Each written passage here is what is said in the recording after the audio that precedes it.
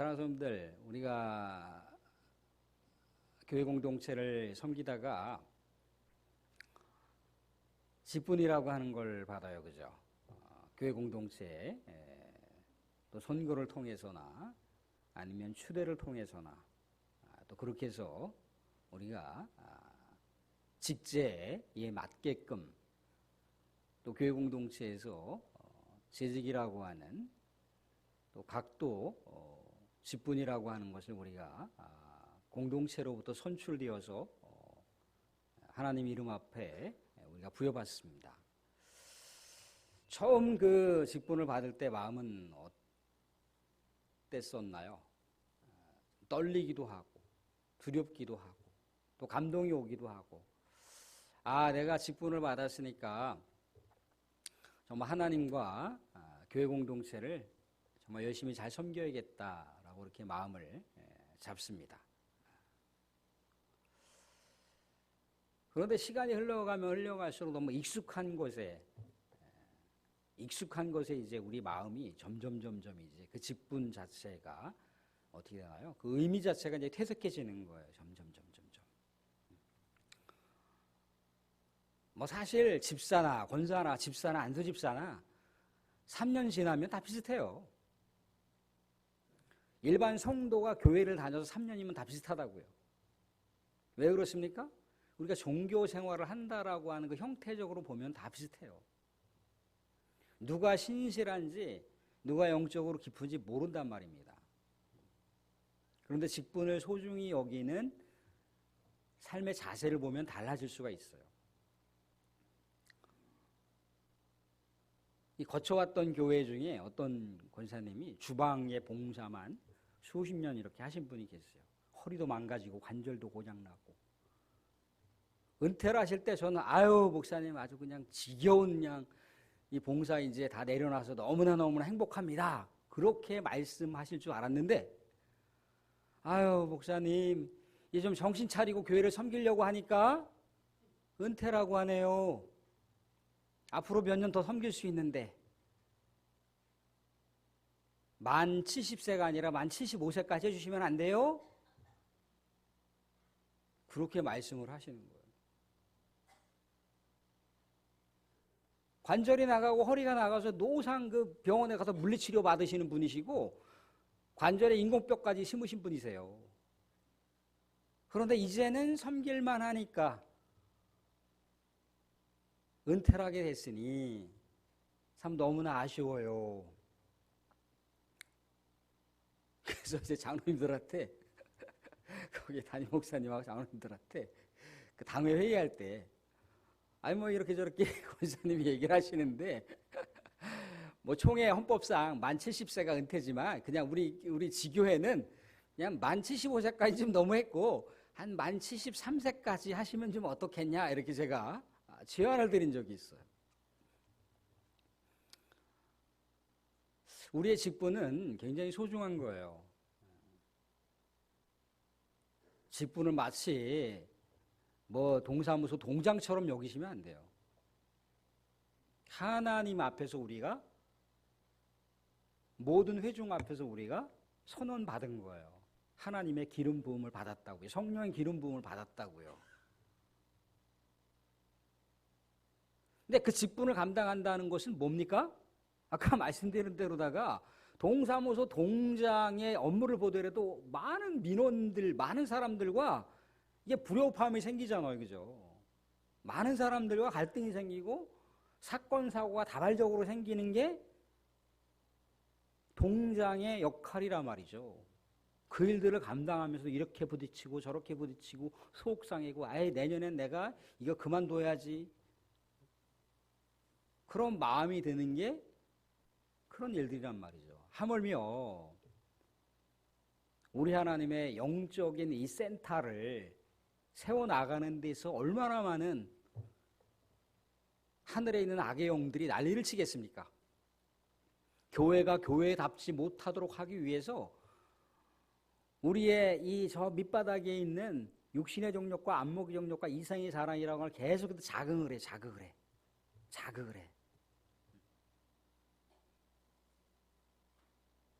근데 그런 상황에서도 우리가 어떻게 해야 된다는 거예요?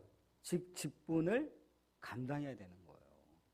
하나님께서 우리에게 부여하신 직책이라는 거예요. 이런 일 부딪히니까 막 속상하고 뭐 저런 일 부딪히니까 막 답답하고 그래서 내년에 내가 그만둬야지.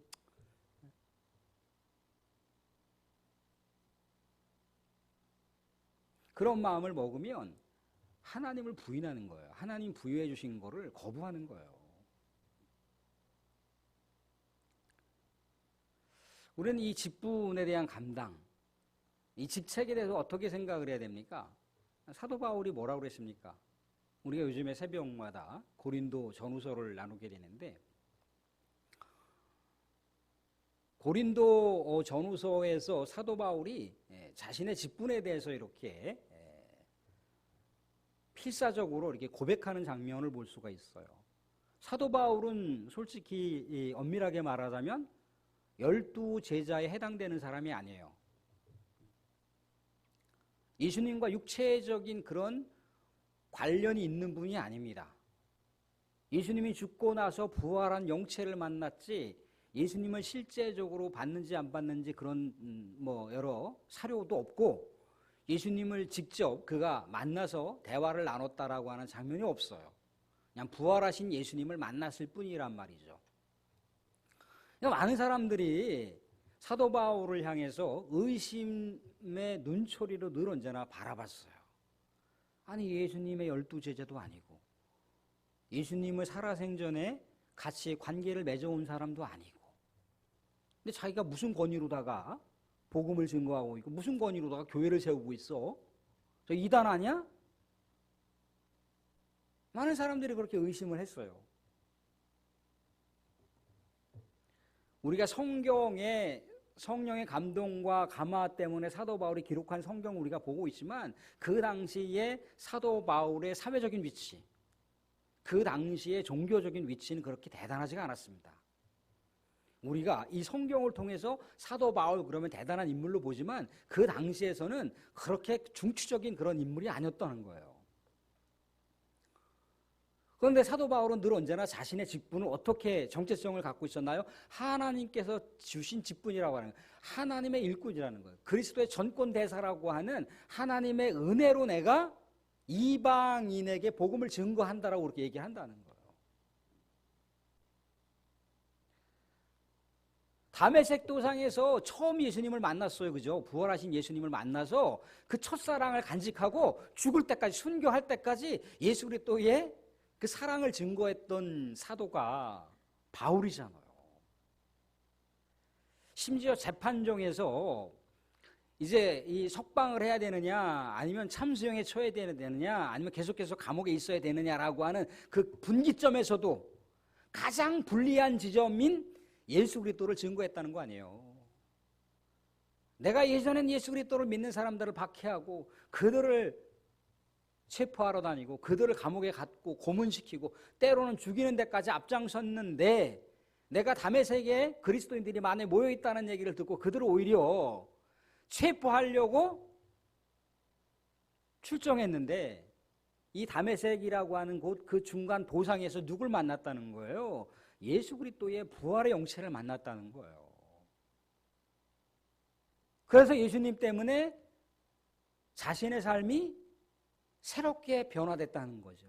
자신의 인생의 목적이 새롭게 바뀌었다는 거예요. 예수 그리스도가 자신의 인생의 목적이 되었다는 거예요. 자신의 삶의 이유가 됐다는 거예요. 예수님께서 이 땅 가운데 구원의 역사를 일으키러 오신 우리 하나님으로부터 보냄받은 메시아라고 하는 걸 알았다는 거예요. 죽기까지 예수 그리스도를 증거하잖아요. 자신의 정체성에 대해서 자신의 직책에 대해서 야 니까짓 게 무슨 사도야. 예수님의 제자도 아니었잖아. 예수님하고 네가 밥을 한 끼 먹어봤니? 같이 잠을 자봤니? 네가 무슨 사도라고 스스로 사도라고 얘기하고 다녀? 많은 유대 그리스도인들이 그렇게 사도 바울을 공박하고 핍박 아닌 핍박을 하고 정죄 아닌 정죄를 하고 회의석상에서 사도 바울이 내가 의견이 이렇습니다. 그러면 완전히 다 무시당하고 그랬는데도 불구하고 어떻게 되는 거예요? 낙심하지 않는다는 거예요. 낙심하지 않는다. 니네들이 나를 깔라면 깔아 이거예요. 니네들이 나를 정죄하려면 정죄하라 이거지. 나는 예수 그리스도의 사도라는 거예요.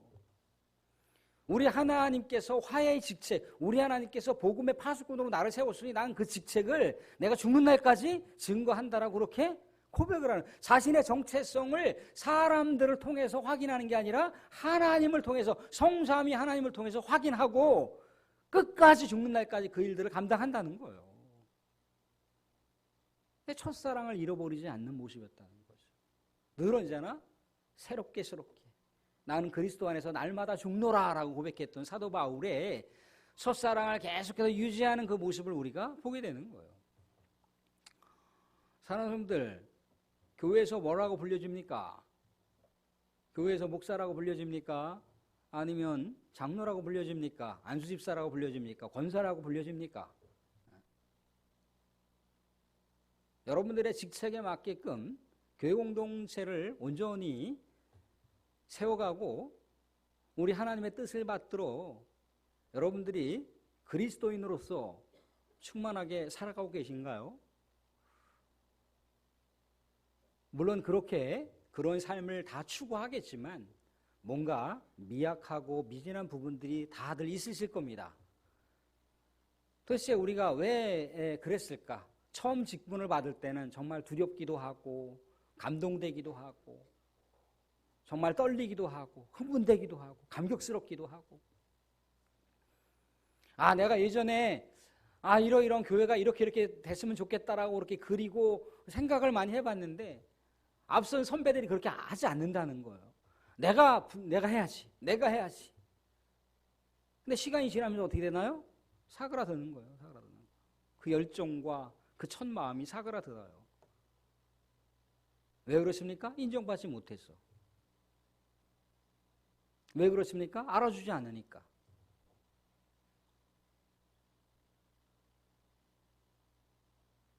근데 우리는 사람에게 인정받으려고 이 직책을 감당하는 게 아니에요. 하나님께 인정받는 거, 하나님께. 라틴어로다가 코람데오라고 얘기해요. 코람데오, 하나님 앞에서.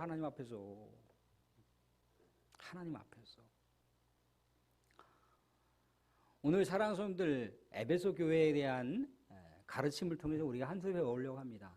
우리 사랑하는 성도들, 직분을 받을 때 첫 마음을 회복하시기를 바랍니다. 우리 하나님을 사랑하는 첫 사랑을 회복하시길 바랍니다. 에베소 교회가 정말 이 터키 소아시아의 첫 번째 교회로 등장을 하고 있습니다.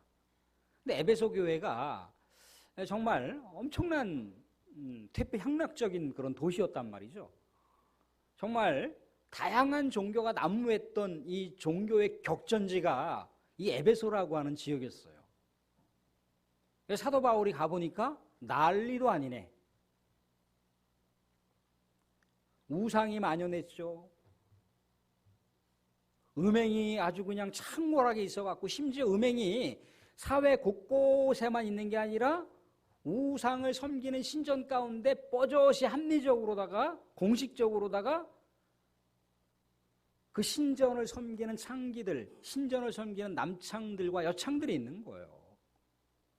근데 그분들은 그냥 우리가 오늘날 얘기하는 그런 집에서의 그런 몸을 이렇게 파는 그런 사람들로 생각을 하시면 안 돼요. 그냥 무당들입니다. 무당들. 자신들의 신들을 더 충만하게 섬기기 위해서 무당으로서 일반 사람들과 접촉해 주는 거예요. 점을 보러 오거나 아니면 신들에게 더욱더 내가 축복을 받기 원한다 그러면 그 신전 창기들과 같이 몸을 섞으면 되는 거예요. 그러면 뭔가 자신들이 섬기는 신 앞에 한 걸음 더 나아갈 수 있다는 거예요. 신전 창기들과 서로 어우러져서 육체적인 쾌락의 그 기쁨을 자신들이 섬기는 신에게 올려드린다는 거예요. 그런 개념이 그 당시에 우상을 섬기는 종교, 아데미 신전이라고 하는 그런 우상 가득한 퇴폐향락적인 종교 문화가 가득했단 말입니다. 그런 상황에서 뭐가 생긴 거예요? 복음이 들어갔으니 기독교가 온전히 자리 잡을 수 있었겠습니까? 그러지 못했겠죠. 그죠? 완전 그 당시에 그 퇴폐향락적인 그 문화, 음행이 가득한 종교 위에 기독교가 올라가니까 완전히 번복이 돼버렸어요. 완전히 난잡한 기독교가 됐단 말이죠. 그래서 안 되겠다 싶어서 어떻게 했던가요? 사도 바울이 이런저런 가르침을 이제 부여하는 거예요. 신비주의적인 요소가 너무나 강하고, 그러니까 교회가 교회답지 못하고 뭐가 되는 거예요? 그냥 뭐 다양한 종교 그냥 혼합주의 공동체가 돼버린 혼합주의 공동체가. 심지어는 어떻게 얘기합니까? 저 6절에 가보시면 니골라당이라고 하는 얘기가 나와요. 니골라당. 니골라당. 딱 여기서만 니골라당 나왔으니까 잘 우리가 풀어가기는 어렵지만 그 12절 이하부터 보시면 버가모 교회의 니골라당에 대한 의미를 볼 수가 있습니다. 발람과 발락에 대한 이야기가 이렇게 나와요. 그죠? 발락이 이제 발람하고 이렇게 같이 어우러져서 이스라엘 백성들을 음란한 종교에 빠뜨리게 만들었던 그런 역사의 사례를 들면서 니골라당의 얘기를 살짝 꺼내는 걸로 봐서는 니골라당에 있는 사람들이 기독교 에베소 교인들의 그 신앙을 완전히 다 파괴해버리는 그런 일들에 앞장섰던 것 같아요. 그러니까 오늘날로 얘기하자면 구원파에 해당되는 사람들이 니골라당입니다. 구원파 여러분들 많이 들어보셨죠? 예전에 세월호 사건 났을 때 선장과 그 선원들은 싹 빠져나갔어요. 그죠? 그리고 400명이나 되는 엄청난 학생들과 그 승객들이 어떻게 했던가요? 생명을 달리했어요. 그죠? 근데 그들은 나름대로 신앙적인 교리가 있습니다. 어떻게? 다 구원받는데 지장이 없다는 거예요. 구원받을 사람은 살고 죽을 사람은 죽는다는 거예요. 그들의 그 가장 아주 위험한 논리가 뭐냐면 우리 영원히 구원받는 거지. 우리의 육체는 괜찮아. 육체는 마음대로 퇴폐향락적으로 살아도 돼. 도덕 폐기론자들이에요. 도덕 폐기론자들. 마음대로 죄짓고 살아도 된다는 거예요. 우리 육신은 마음대로 죄짓고 살아도 돼. 우리 영이 구원받는 건데 뭐. 사람 죽여도 된다는 거예요. 영이 구원받는데 뭐. 그러니까 아까 말씀드린 대로다가 이 에베소라고 하는 곳이 정말 순수한 기독교 교리와 그 복음이 온전하게 자리 잡았으면 괜찮은데 자리 잡기 전이란 말이죠. 퇴폐향락의 문화가 아주 그냥 난무했던 곳이고 또 그나마 거기서 그래도 나는 예수 믿는 사람이니까 교회 다니는 사람이니까 마음을 내가 좀 정돈하고 그래도 조금 더 내가 여기에 도취되지 않도록 좀 조절을 해야지. 그래도 완급을 조절해야지. 내가 기생집에 뭐 정말 일주일 내내 다녔다면 그래도 이 기생집에는 친구 따라다 한 달에 한 번 정도만 갈래. 이렇게 뭔가 완급을 조절했던 사람도 있을 거 아니에요. 그죠? 그런 사람들 앞에 괜찮아. 육체적으로 제 맘대로 져도 돼. 회개를 왜 해? 구원받는데. 예수님께서 구원의 역사를 한 번 주셨지 뭐 두 번, 세 번 주셨어? 한 번 구원은 영원한 구원인가 끝난 거야. 뭘 회개를 해? 하지 마. 그러니까 그런 쪽에 이거 한 잔 먹을까 두 잔 먹을까 기생집에 갈까 말까 도박을 할까 말까 응? 그런 사람들은 어떻게 했겠어요? 이 달콤한 얘기란 말이죠. 쏠깃한 거예요. 그죠? 그동안 내가 잘못 믿었나? 잘못 신앙생활 했나? 그러면서 쭈뼛 그쪽으로 싹 기울어갖고 이제 그거 참 괜찮은 건데 괜찮은 교리네 괜찮은 논리네 영향을 받는 거예요. 그런데 그런 니골라 당들이 난무했던 그곳인데 에베소 교회가 철저하게 봉쇄를 했다는 거예요. 그런 여러 가지 퇴폐향락적이고 유흥과 번잡스러운 종교 문화가 가득한 곳이지만 그럼에도 불구하고 그 모든 상황 가운데 수고롭게 마치 영적 전투에서 승리 역사를 만들었던 사람들처럼 이 에베소 교인들이 정말 절실하게 교회를 온전하게 보존시키는 데 있어서 사력을 다했다는 거예요. 거짓 가르침이 침투하지 못하도록 온 마음을 신경을 썼다는 거예요. 그도 그럴 것이 그 당시에 정말 신앙과 신학에 있어서 출중했던 디모데가 바울로부터 파견받은 곳이 에베소예요. 그렇게 우상과 거짓 가르침과 이단과 신비주의로 가득한 그곳에 가서 디모데 네가 가서 교인들과 접촉을 하고 교인들에게 정말 복음의 핵심을 잘 가르쳐서 교인들의 마음을 정말 잘 이렇게 질서정연하게 해줄 수 있는 그런 사역들을 감당해 다오. 디모데를 파견했어.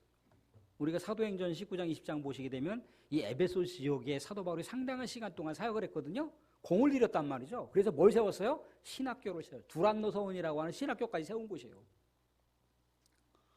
그러니까 교인들 한 분 한 분들이 정말 정교하게 복음으로 온전히 무장돼 있었던 거예요. 그러니까 거짓 가르침과 이상한 신비주의적인 가르침들이 그 안에 틈탈 수가 없었던 거예요. 얼마나 훌륭하게 감당을 했겠습니까? 그래서 이거를 우리 주님께서도 칭찬을 하시는 대목을 볼 수가 있어요. 자, 2절 3절을 보시면 2절 3절 띄워봐 주시기 바랍니다. 2절 3절 같이 한번 읽어보겠습니다. 2절 3절 같이 보겠습니다. 시작. 내가 내 행위와 수고와 내 인내를 알고 또 악한 자들을 용납하지 아니한 것과 자칭 사도라 하되 아닌 자들을 시험하여 그의 거짓된 것을 내가 드러낸 것과 또 내가 참고 내 이름을 위하여 견디고 게으르지 아니한 것을 아노라. 주님께서도 칭찬하시는 거예요. 내 수고로움들, 내가 인내를 한 것들, 내 이름을 갖고 정말 그 거대한 그 종교의 격전지라고 하는 곳에서 기독교 정통교회를 세워나가는 것 정말 멋진 일이었어. 정말 나도 칭찬해. 정말 멋졌어. 근사해. 막 이렇게 예수님께서 격려하시고 아낌없이 이렇게 찬사를 보내는 장면을 보고 있노라는 거죠. 그런데 갑자기 참으로 확 꼈는 그런 말씀을 하세요. 뭐라고 말씀하시나요? 오늘 말씀 가운데도 등장을 하고 있습니다. 4절 보시면 4절 같이 한번 읽어볼게요. 4절 5절도 같이 한번 읽어보겠습니다. 4절 5절 같이 읽겠습니다. 같이 시작. 그러나 너를 책망할 것이 있나니 너희 처음 사랑을 버렸느니라. 그러므로 어디서 떨어졌는지를 생각하고 회개하여 처음 행위를 가지라. 만일 그리하지 아니하고 회개하지 아니하면 내가 내게 가서 내 촛대를 그 자리에서 옮기리라. 처음 행위를 가지라요. 첫사랑을 다시 한번 돌아보라고 얘기를 하고 있습니다. 교회 공동체 우리 사랑하는 성도들 물론 모태 신앙인이었기 때문에 그냥 부모님 따라서 그냥 뭐 무슨 의미인지도 모르지만 교회를 다닌 분들도 있단 말이죠, 그죠? 사실 그런 분들이 못된 신앙이 될 수가 있어요. 다 그렇건 아니지만 모태 신앙이 된단 말이죠, 모태 신앙. 모태 신앙이 아니라 못해. 그런 신앙이 된다고 잘못하면. 근데 아무튼 그렇게 순수한 마음으로 교회를 나오신 분이 있어요. 그죠? 순수한 열정으로. 아, 그래 내가 어머니 아버지의 신앙을 내가 상속받았으니까 유산으로 받았으니까 내가 정말 잘 이것들을 갖고서 향기로운 그런 믿음의 사람이 되어야지. 그렇게 마음을 다짐하고 교회를 우리가 새롭게 그런 마음으로 우리 하나님의 은혜를 새롭게 깨닫고 다닐 때도 있을 거 아니에요. 그죠? 아니면 아 나는 이제 내일부터 교회 나갈래요. 내일부터 그때 장로님이 나한테 교회 오라고 그랬으니까 아 내일부터 그 권사님이 나한테 교회 오라고 그랬으니까 아 목사님이 교회 오라고 그랬죠. 사모님이 교회 한번 나오라고 그랬어요. 청년 나는 우리 청년이 교회 나왔으면 좋겠어. 아이고 누구 엄마 우리 교회 한번 나와. 우리 그 누구 엄마는 참 너무 착하고 성실해서 하나님께서 참 이뻐하실 거고 축복해 주실 건데 교회 좀 나와 교회 좀 나와. 누군가의 권면을 받고 두근두근 거리는 마음으로 설레는 마음으로 교회를 나오실 수도 있을 거 아니에요. 그럴 때 막 일주일, 열흘, 한 달, 막 그럴 때 어떤 마음이 들었던가요? 막 부푼 기대가 막 생기는 거예요. 그죠? 아, 하나님께서는 기도하면 그 기도하는 백성들에게 놀라운 것으로 은혜를 베풀어 주시고 응답해 주신다고 하는데 순수한 마음, 순수한 열정이잖아요. 그죠? 구하라 그러면 주실 것이요. 찾으라 그러면 찾을 것이요. 두드리라 그러면 열릴 것이요. 라고 하는 그 말씀이 도대체 정확한 말씀은 모르지만 그런 말씀이 있어서 그 말씀 붙들고 그냥 기도하는 거예요. 하나님이 세상을 이처럼 살아 독생 주셨으니 그를 믿는 자마다 영생을 얻는다고 했지. 그 말씀이 정확한 말씀은 모르지만 아무튼 우리 하나님의 사랑으로 인해서 예수님이 저 십자가에 못 박혀 죽으셨지. 나를 위해서 그렇게 하셨지. 나도 그 사랑 간직한 채 믿음의 백성으로 살아야겠다라고 하는 그 첫 마음이 몽글몽글 아름답게 이렇게 향기롭게 피어났다는 거예요. 그런데 종교생활 3년이면 다 눈으로 보고 귀로 듣는 게 있단 말이죠. 그래서 그럴듯하게 흉내를 다 냅니다. 우리 하나님의 안수받은 사람들이 정말 신앙의 경륜과 신앙의 세월들을 보내면서 정말 그 안에 수많은 영적 싸움을 견디고 인내하면서 그렇게 신앙생활을 했다라고 하는 것은 생각하지 못하고 나도 장로님 저런 식으로 기도하니까 나도 저렇게 기도해야 되겠구나. 권사님이 저렇게 기도하니까 나도 그렇게 기도해야겠구나. 근데 사실 그건 매개가 될 수가 있습니다. 그 장로님, 그 권사님이 매개가 될 수가 있지만 정작 거듭해서 말씀드리는 것은 그 장로님, 권사님의 누굴 만나야 되는 거예요? 하나님을 만나야 되는 거예요. 내 엄마, 아버지의 하나님을 만나야 되는 거예요. 거기까지 가야 되는 거란 말이에요. 그런데 사람에게 실망하면 그냥 신앙이 팍 쭈그러들어. 사람에게 상처받으면 에이씨 교회 안 다냐. 교회가 여기 뿐이야? 이렇게 되더라는 거죠. 신앙이 장성한 분량으로 성장해야 되는데 신앙이 요만큼 자라다가 그냥 안 자라. 젖먹이 신앙이야.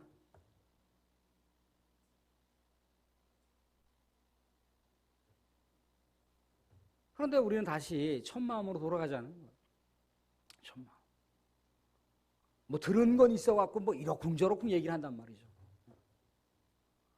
또 교회에서 직제라고 하는 게 있으니까 회의에 참석을 해. 이게 산으로 가는지 바다로 가는지 들로 가는지도 모르고 그냥 막 얘기해. 교회가 또 싸우면 누구 편을 들어야 된다라고 하는 식으로 돼버려. 그래서 종교 전쟁이 일어나는 거예요. 교회가 분열되는 거예요. 지금도 저 이스라엘에 종교 전쟁이 일어나고 있잖아요. 그렇죠?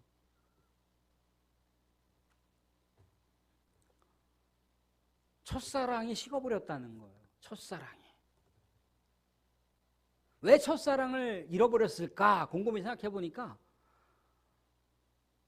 그냥 거짓 가르침을 유포하고 다니는 사람들을 막는데 그냥 혈안이 되어 있단 말이죠. 그죠?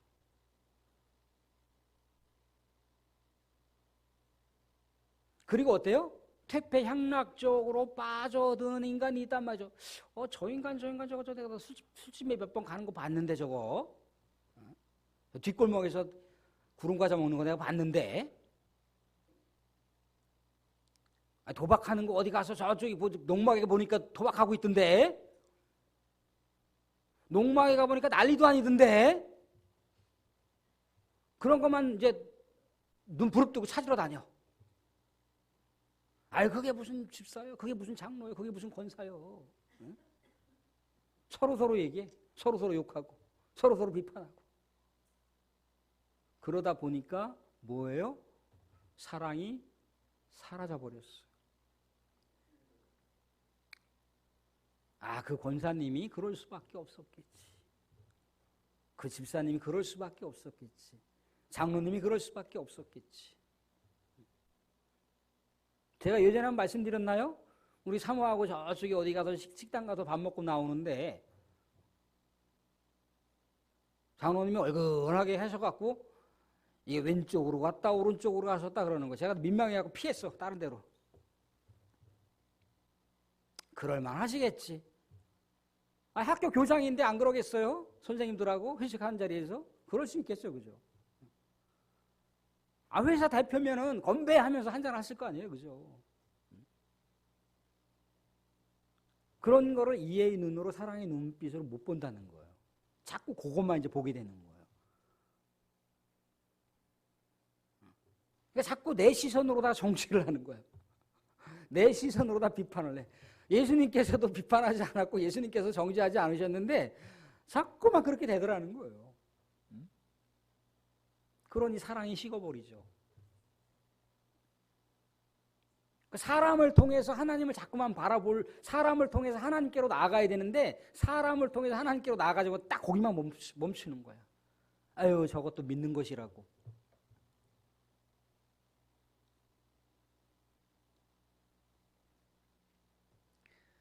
그것을 에베소 교회 교인들이 다 털어먹었다는 얘기예요. 다 털어먹었다는 얘기예요. 교회가 사랑이 없으면 뭐가 되는 건가요? 난로는 갖다 놨는데 난로 불이 없어. 추운 겨울이 됐는데 어떤 분이 이렇게 난로가 있으셔서 그 위에다가 이렇게 뭐 주전자를 하나 올려놓으신 거예요. 신방이라고 갔더니 아이고 목사님 어서 오세요 그랬더니 불 좀 쬐세요 그러는 거예요. 근데 이 거실은 온통 다 차디찬데 무슨 불을 쬐요, 불을 쬐긴. 그냥 그 집사님이 농담을 하신 거예요. 알고 보니까 그냥 난로만 있는 거야. 그 안에 뭐 불이고 뭐고 하나도 없어. 작업장인데 무슨 뭐 불을 피우겠습니까? 그런 상황이 됐다는 거예요. 에베소 교회가 너무나 냉랭해졌다는 거예요. 냉랭해졌다는 거예요. 사랑이 완전히 식어버렸다는 거예요. 처음에 그 순수했던 마음도 아유 나도 우리 저 장로님처럼 교회 잘 섬겨야지. 아 나도 우리 권사님처럼 교회 잘 섬겨야지. 아 우리 권사님 참 멋져. 찬양하는 모습 보면 너무너무 아름다워. 너무 예뻐. 막 그런 마음들이 다 무너져 버렸어. 사람한테 실망하고 이렇게 저렇게 실망하고. 아, 교회가 어떻게 되는 겁니까? 교회가 안 되는 거예요. 그죠? 아주 차디찬 하나의 그냥 뭡니까? 조직체가 되어버렸다. 조직체가. 그래서 사랑하는 사람들 교회 공동체가 자주 교제도 하셔야 돼요. 차도 마시시고. 내가 좀 부담되는 분들한테 먼저 다가가셔서 아유 나 권사님 이렇게 좀 몸이 힘든 게 있는데 좀 어떻게 해야 돼요? 그냥 뭐 대화 나눌 것도 없지만 그냥 그렇게 대화를 만들어가면서 그렇게 지내는 거예요. 아 교회 공동체가 따뜻하지 않은데 세상 누굴 초대한들 뭐 하겠습니까? 교회가 사랑이 없는데 아 우리 교회 한번 와보세요. 그 뭔 의미가 있어요, 그죠? 교회 왔다가 그냥 도망갔나 봐. 36개 주랭량 치고 도망갔나 봐. 아이고야 내가 이 차디찬 교회에서 내가 신앙생활 하자니 그냥 앞길이 구말리 같아. 안 되겠다. 그리고 그냥 36개 주랭량 친단 말이죠. 그죠? 사랑하는 사람들 우리가 이왕 신앙생활하는 거 우리가 또 신실하게 신앙생활도 해야 되겠지만 우리가 정말 서로 사랑하고 사랑이 넘치는 그래서 우리 주님께서도 기뻐하시는 우리 광기교회를 세워가실 수 있기를 주님의 이름으로 축원드립니다.